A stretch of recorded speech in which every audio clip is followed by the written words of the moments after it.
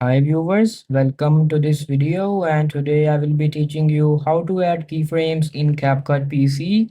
So just let's start. So first of all, open up your CapCut application and after that just import all of your data into the timeline.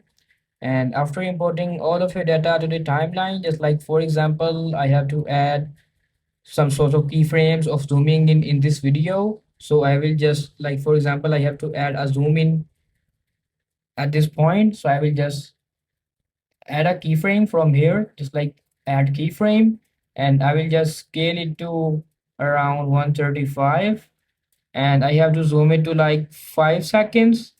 So just like I have to just like only zoom it to here. I will just add another keyframe here, and after adding keyframe, I will just again change it to 100. And as you guys can see, there are currently two keyframes that has been added.